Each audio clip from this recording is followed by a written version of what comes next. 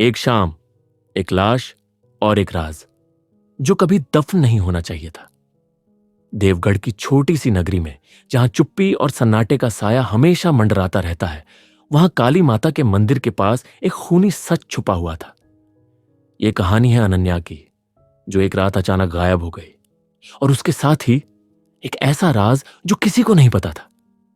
अनन्या एक जिज्ञासु और बहादुर लड़की जो पत्रकार बनने का सपना देखती थी। वह पिछले कुछ दिनों से एक पुराने केस की तह तक जाने की कोशिश कर रही थी। 20 साल पहले देवगढ़ के एक बड़े बिजनेसमैन विक्रम सेठ की पत्नी रेखा की रहस्यमय तरीके से हत्या कर दी गई थी। केस कभी सुलझ नहीं पाया और विक्रम सेठ बिना किसी सजा के छूट गए। लेकिन अनन्या को लगता था कि इस केस के पीछे कुछ और है, कुछ ऐसा जो किसी को पता नहीं था। लेकिन उस रात अनन्या काली माता मंदिर के पास गई और फिर कभी वापस नहीं आई। उसका बॉयफ्रेंड राहुल जब उसे ढूंढने पहुंचा तो उसे वहां अनन्या का स्कार्फ मिला, जिस पर खून के धब्बे थे। राहुल की सांसें थम गईं।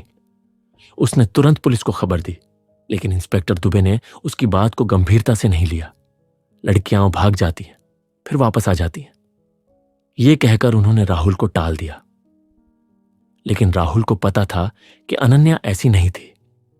वह जानता था कि उसके साथ कुछ गलत हुआ है, और इसलिए उसने फैसला किया कि वह खुद ही इस रहस्य की तह तक जाएगा। उसने इंस्पेक्टर राजन से मदद मांगी, एक ऐसे रिटायर्ड पुलिस अधिकारी जिन्होंने कई गुमशुदा केस सुलझाए थे।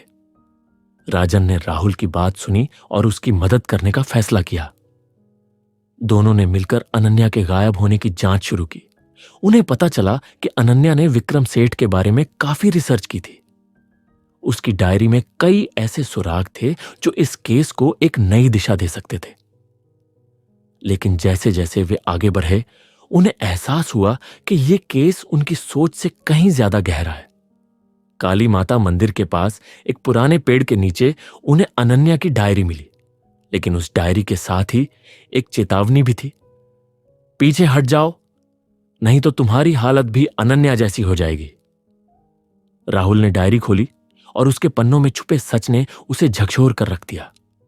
क्या था उस डायरी में? क्या अनन्या अभी भी जीवित थी? और कौन था जो राहुल और राजन को चेतावनी दे रहा था? ये सवाल राहुल के दिमाग में घूम रहे थे, लेकिन उसे पता था कि यह सिर्फ शुरुआत है, क्योंकि जितना वे इस रहस्य की गहराई में जाएंगे, उतना ही खतरनाक सच सामने आएगा। तो दोस्तों, यह था खूनी राज का पहला एपिसोड। अगले एपिसोड में जानिए क्या छुपा है अनन्या की डायरी में और कैसे राहुल और राजन इस रहस्य को सुलझाने की कोशिश करते हैं। क्योंकि यह सिर्फ एक गायब होने की कहानी नहीं है, यह एक ऐसा राज है जो देवगढ़ की नींव हिला देगा।